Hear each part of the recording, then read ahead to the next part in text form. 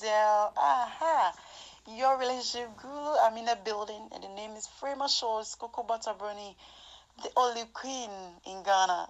I'm too pretty, baby. It's about to go down. This is Congo Life Loving Radio, your number one African radio station. Big shout out to my producer, Jen Louise, and all the wonderful people out there. Hey, it's about to go down. You know what I mean?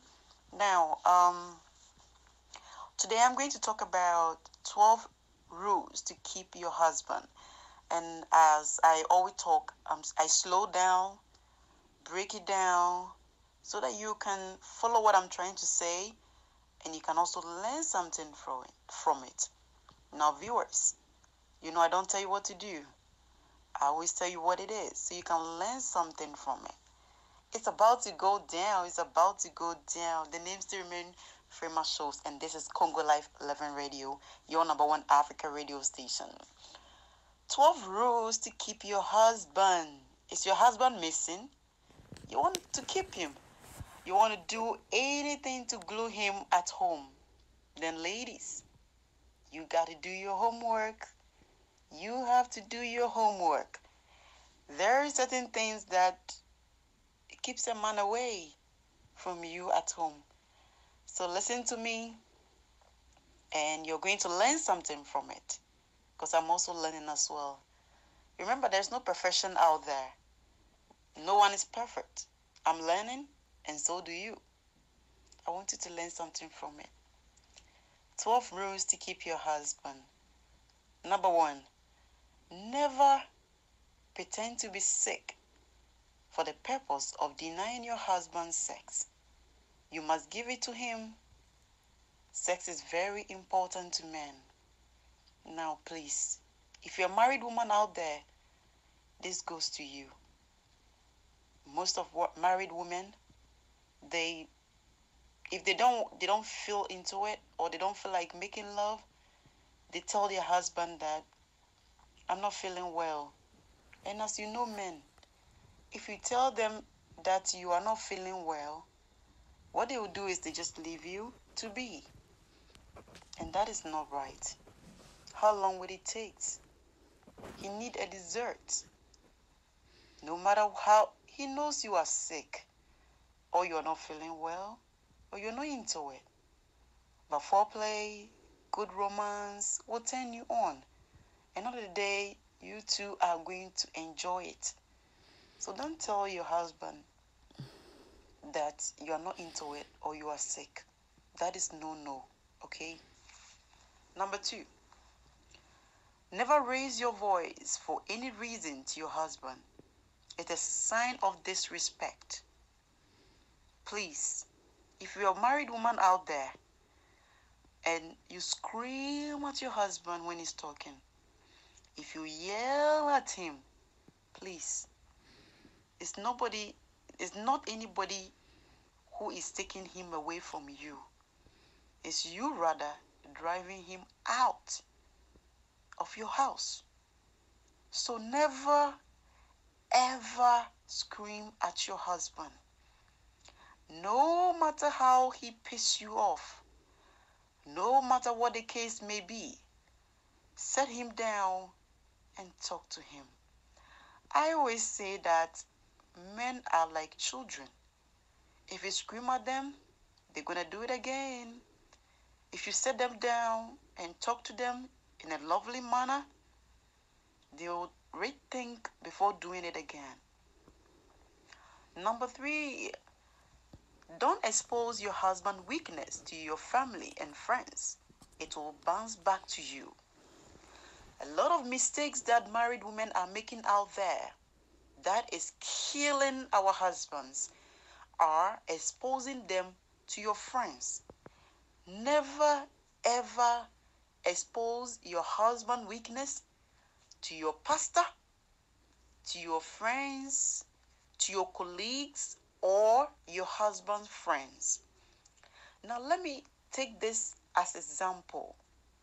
Let's say your husband has suddenly become impotent. You married him all right. He was not impotent, and he just became impotent. There must be health condition that has caused it. And that shouldn't be a word that you used against him, or you talk to anybody about it. If you ever do that, it kills him mentally and spiritually. Even if that man can perform, he will not able to rise. You know what I mean? So never, ever expose your husband's weakness to anybody in the family. Not even your pastor. Number 4, never use attitude and mood to communicate to your husband. You never know how your husband will interpret them. Let's say you have a bad day at work and you expect him to know that you have a bad day and you're talking to him anyhow. Sweetie, how is he supposed to know? You have a bad day from somewhere, but you came home and you bring that attitude to your husband and you expect him to take it that way. No, never ever do that. No matter how the situation may be, kick it outside and come home with a smiling face, and you can even talk to him about what happened at work. And I'm sure he will give you his ear. Your number 5 is never compare your husband to other men.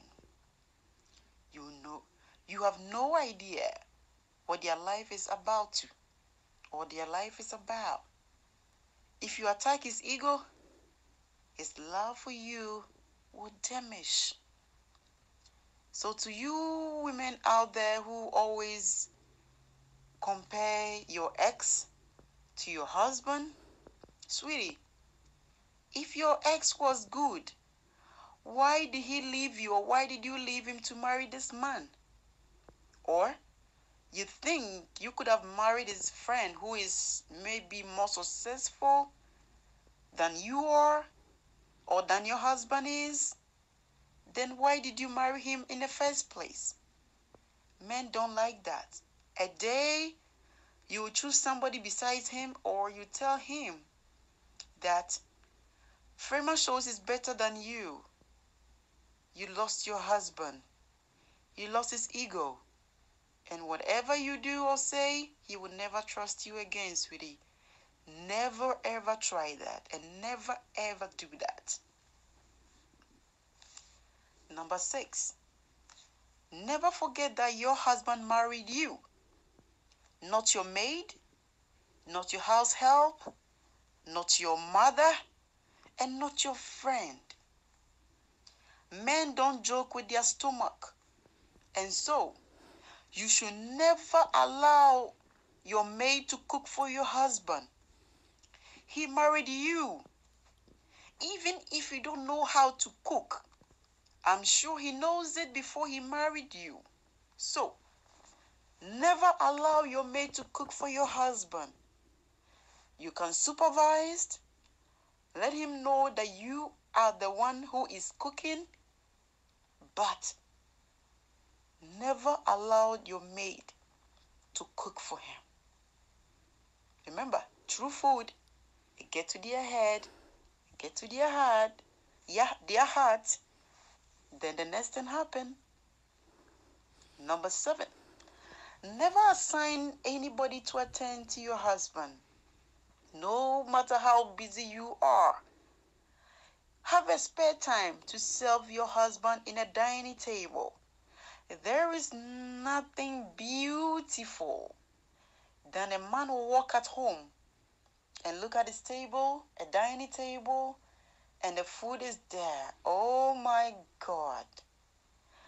When my husband walk at home, the first thing he look is a dining table. Not because he's starving, but it's because you know where his stomach is. He needs to be fed. Number 8, Never blame your husband if he comes home or he comes home empty-handed. Sweetie, you have no idea what that man has gone through. By the end of the day, he couldn't sew the furniture. He couldn't sew the pure water. He couldn't sew the pencil. But that doesn't mean he is not a man.